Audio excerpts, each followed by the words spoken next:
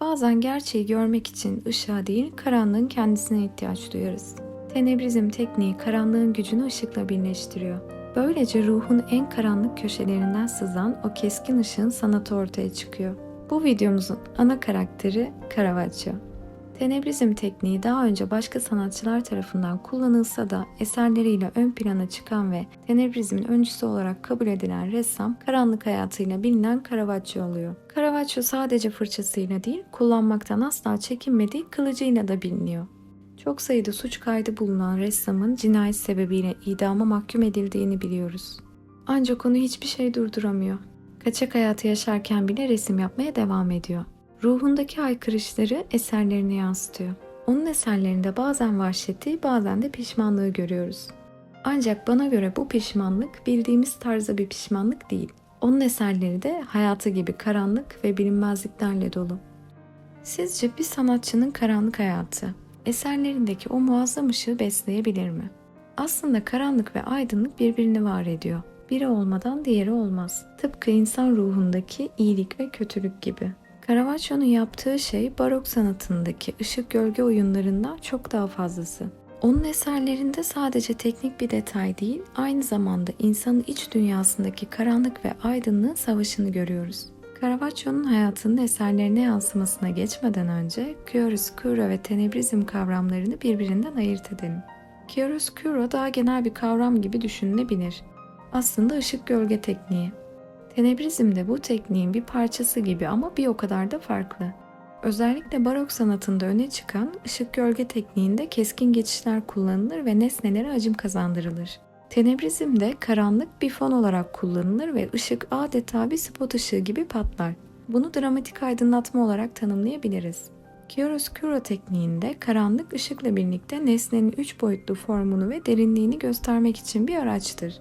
Tenebrizmde karanlık sahneye hakim olan ana unsurdur. Gizem, dram ve yüksek gerilim yaratmak için kullanılır. Chiaroscuro tekniğinde ışıktan gölgeye geçişler her ne kadar keskin olsa da tenebrizme göre daha kademelidir. Tenebrizmde ışık ve karanlık arasında neredeyse hiç geçiş yoktur ve bunu Caravaggio'nun eserlerinde sıklıkla görüyoruz. Chiaroscuro tekniğinde amaç gerçekçi bir hacim algısı, denge ve sakin bir derinlik oluşturmakken, tenebrizmde amaç tiyatral bir sahne hissi, şok etkisi ve yoğun bir duygusal patlama yaratmaktır. Caravaggio'nun karanlık dünyasına yakışan bir teknik. Evet, Caravaggio'dan bahsediyorduk.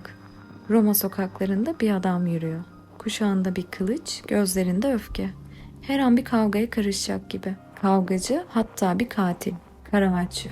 Sanat tarihinin hırçın dahisi. Onun hayatı ne kadar karanlıksa tuvalleri de o kadar karanlıktı. Caravaggio ruhundaki o zifiri karanlığı sanat dünyasını değiştirecek bir tekniğe dönüştürdü. Tenebrizm. Simsiyah bir arka plan ve üzerinde tiyatro sahnesinde gibi ışıklandırılmış figürler. Aydınlık ve karanlık bu kadar sert bir şekilde ayrıştırılırken figürler derinliğini hiç kaybetmiyor. Dramatik coşku her şeyi geride bırakıyor. Caravaggio bize sadece göstermek istediğini gösteriyor. Resimlerinde dikkat çeken bir diğer unsur ise hareketlilik olması. Tabloya baktığımızda hareketlerin öncesi ve sonrası gözümüzde canlanıyor. Sanki canlı bir ana tanıklık ediyor gibi oluyoruz. Caravaggio'nun birçok kavgaya karıştığı, hatta adam öldürdüğü biliniyor. Ama kanıtlanmış olan ve onu idam cezasına çarptıran bir cinayet var. Rannicchio Tomassoni adında bir adamı vahşice katlediyor ve bunun üzerine Papa, Caravaggio'nun kellesini getirene ödül vereceğini duyuruyor. Onun hırçın, uzlaşmasız ve tehlikeli karakteri tuvallerinde adeta bir tiyatro sahnesine dönüşüyor. Tenebrizm tam olarak bu karakterin sanattaki karşılığı. İtalyanca tenebroso yani karanlık gizemli kelimesinden gelen bu teknik yumuşak geçişleri reddediyor. Tıpkı Caravaggio'nun aniden patlayan öfkesi gibi ışık da karanlığın içinden aniden patlıyor. Peki neden bu kadar karanlık? Bu sadece bir stil tercihi değildi. Caravaggio suçluluk duygusuyla, ölüm korkusuyla yaşayan bir firariydi. Bazı eserlerinde arka planı tamamen yok etti. Mekanı ortadan kaldırdı.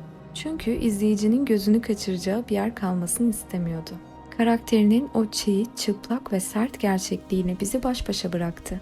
Fırçasını bir suç mahallini aydınlatan bir ışık gibi kullandı. Şimdi Caravaggio'nun Şam yolunda dönüşüm tablosuna bir bakalım.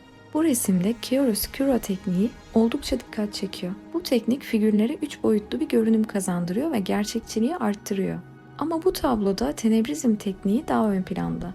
Çünkü arka planın zifiri karanlığına karşı adeta spot ışığıyla gösterilen figürler yer alıyor. Bu dramatik aydınlatma tekniği aslında bu tabloda ilahi bir güce simgeliyor. Tablo Yeni Ayet'teki bir anlatıdan esinlenilerek resmedilmiş. Yerde yatmakta olan kişi Tarsuslu Saul, İsa'nın takipçilerini yoğun bir şekilde zulmeden bir ferisidir. Kudüs'ten Şam'a Hristiyanları tutuklamak için gider. Ancak Şam'a yaklaştığında aniden gökten bir ışık belirir. Yere düşer ve yukarıdan şöyle bir ses duyar. Saul, Saul neden beni kovalıyorsun? Buna karşılık Saul, sen kimsin diye sorar. Ses ona ben senin kovaladığın İsa'yım der. Hikayenin devamında Saul, Hristiyanlığın ve İsa'nın savunucusu Paulus'a dönüşür. Burada konumuz tabii ki tablonun hikayesi değil ama aydınlatma tekniğinin gücünü anlayabilmek için önemli. Caravaggio, tenebrizm tekniğini sadece ilahi bir gücü vurgulamak için kullanmıyordu. Golyat'ın kafasıyla Davut tablosuna bir bakalım. Zifiri karanlıkta beliren Davut ve elinde Golyat'ın kesik başı. Resmin arka planı derin bir karanlıktan ibaret. Bu sayede izleyicinin gözü dikkatini dağıtacak hiçbir detay bulamaz ve doğrudan Davut'un yüzüne, elindeki kesik kafaya ve dramatik ana odaklanır. Caravaggio'nun idama mahkum edildiğinden ve Papa'nın Caravaggio'nun başına ödül koyduğundan bahsetmiştim. Bu ferman onu gören herkesin kafasını kesip getirebileceği ve ödül alabileceği anlamına geliyordu. Caravaggio, Golyat'ın kesik başına doğrudan kendi yüzünü resmederek Papa'ya şu mesajı veriyor. İşte ben kendi cezamı kestim ve kendi ellerimle size sunuyorum.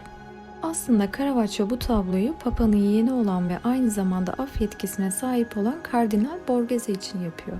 O dönemde cinayet suçları bile suçlunun değerli sanatsal katkılar sunabilecek seçkin bir sanatçı olması koşuluyla affedilebilirmiş. Şimdi tabloya tekrar bakalım. Caravaggio'nun yüzünün bir kısmı karanlığa gömülürken açık ağzı, acı çeken gözleri ve alnındaki yara ışık altında parlıyor. Böylece Caravaggio'nun işlediği cinayet yüzünden duyduğu suçluluk psikolojisi ve ölüm korkusu karanlığın içinden dışarı vuruyor. Resme baktığımızda Davut gururlu değil, hüzünlü ve düşünceli. Davut'un bu şekilde resmedilmesi onun öldürme eyleminden duyduğu rahatsızlığı gösteriyor gibi. Aynı zamanda Caravaggio'nun da öldürme eyleminden duyduğu rahatsızlığı görüyoruz.